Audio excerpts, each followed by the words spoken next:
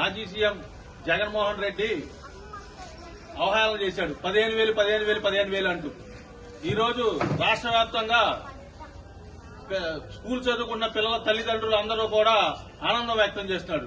ఆయన అన్నట్టుగానే ప్రతి ఇంట్లో ప్రతి ఒక్కరికి కూడా 15,000 పడే రోజు ఈ రోజే వచ్చిందని చెప్పేసి ప్రతి ఒక్కరికి తెలియజేస్తున్నారు. రేపు రానున్న రోజుల్లో కూటమి ప్రభుత్వంలో సూపర్ 6 లో భాగంగా తల్లికి వందన కార్యక్రమం ఈ రోజు ప్రతి తల్లికి 15,000 అకౌంట్ లో పడిన కార్యక్రమం అనేది చాలా ఆనందదాయకం అని చెప్పేసి ఈ సందర్భంగా తెలియజేస్తున్నాను.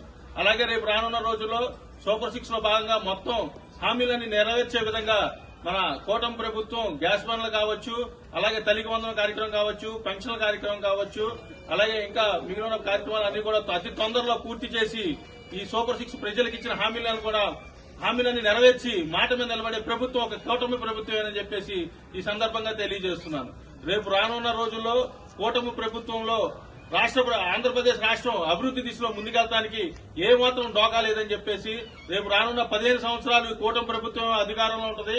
నరేంద్ర మోడీ గారు, పవన్ కళ్యాణ్ గారు, చంద్రబాబు గారి నాయకత్వంలో ఆంధ్రప్రదేశ్ ప్రపంచంలోనే ఒక అద్భుతమైన ఆంధ్రప్రదేశ్ అవతరిస్తుందని చెప్పేసి ఈ సందర్భంగా ప్రతి ఒక్కరికి తెలియజేస్తూ రేపు రానున్న రోజుల్లో కూటమి ప్రభుత్వం మరింత విజయం సాధిస్తుందని తెలియజేసుకుంటూ సెలవు తీసుకుంటున్నాం. జై జనసేన. మనకి కూటమి ప్రభుత్వం ఏర్పడిన తర్వాత సూపర్ 6 లో భాగంగా ఇప్పుడు మనకి తల్లికి వందనం ప్రవేశపెట్టారు. ప్రతి ఇంట్లో ఎంతమంది ఉంటే అంతమందికి ఇస్తున్నారు. అలాగే నలుగురు ఉంటే వాళ్ళకి 60,000 చొప్పున ఇస్తున్నారు. ప్లస్ అంతేకాకుండా రాని వాళ్ళు నిరుత్సాహపడకుండా ప్రతి ఒక్కరికి అంతే విధంగా మళ్ళీ సెకండ్ టైం కూడా ఇవ్వడానికి అన్ని వెబ్సైట్లు, వాట్సాప్లో మనకి అంతా కూడా అవైలబుల్ గా ఉంది.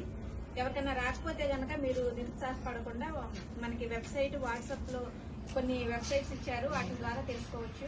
ఎవరో రాలేదని నిరుత్సాహపడవద్దు. కంపల్సరీగా ప్రతి ఒక్కరికి అందాలనే ఉద్దేశంతో మనకి తల్లికి వందనం అనేది ఏర్పాటు చేశారు. ఒక్కలుంటే ఒకరికి, ఇద్దరుంటే ఇద్దరికి, ముగ్గురుంటే ముగ్గురు, నలుగురుంటే ఇంట్లో ఎంతమంది ఉంటే అంతమందికి ఇవ్వటం అనేది ఇదే ఫస్ట్ టైం. ఎప్పుడు కూడా ఇంట్లో ఒకరికి వచ్చేది, అలాంటిది ఇంట్లో నలుగురికి కూడా ఇస్తున్నారు. ఇది మన కూటమి ప్రభుత్వం మన విజయంగా మనందరం కూడా భావించవచ్చు.